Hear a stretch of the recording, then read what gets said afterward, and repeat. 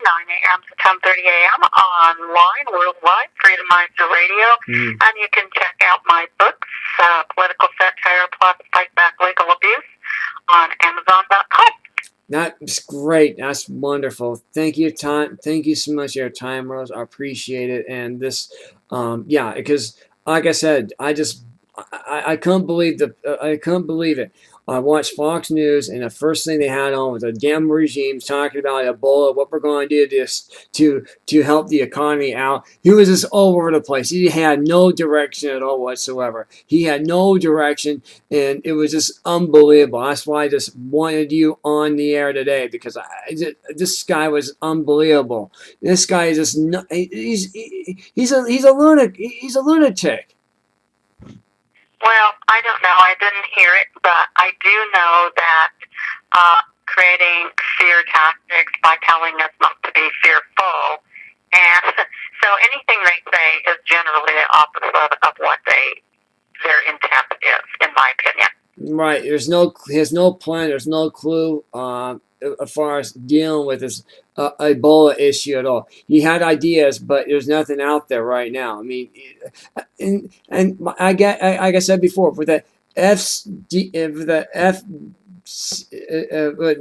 CDC and the FDA, now they're telling us that we're changing the quarantine time from 28 days to 30 days now. Who made that change? I'm glad they did, but who made that change? And why did they make that change now? That's a good question. Right before we're 8 days out before it's a political, before November 2nd, you know. Well, I don't even think we should have to be talking about all this. I think that they should be talking about why did the White House allow an Ebola patient to fly into the USA? Why did the White House send the National Guard and the military into an Ebola-infected area, which is what they did not volunteer to do, and what the American people did not pay them to do, and fund them to do, and so, and why did Congress allow it? I think those are the questions that need to be asked. I don't really care if they tell you to quarantine them for 10 days, 20 days, or 30 days. Right. I think the question should all be geared at the White House and at Congress. Yeah, it should. You're right. Absolutely correct, because that's where it should be. That's where it should be at. And why isn't that happening? That's my question. How come it's not happening? Because the American people haven't picked up their telephones and dialed 202-225-3121, called their congressmen and written letters urging them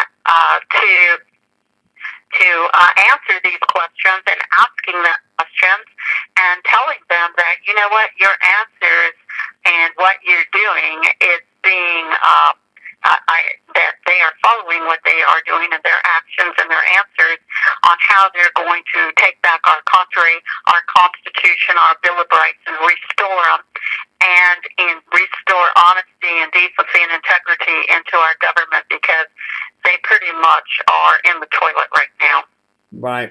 Exactly right. Well, we appreciate your time, Rose. We really do. Thank you again. And again, 8 days out until November 4th. That's what we have. November 4th, 2014. We're 8 days out. So that's what we are. Hopefully, I'm hoping and praying that we can actually take back the Senate and get rid of these czars that we have in Congress. You know, especially Lindsey Graham. I mean, this guy is just all over the map too, as well. And we also got. Don't forget, we have Mitch McConnell, and we also do have that majority leader that we have. You know, of John.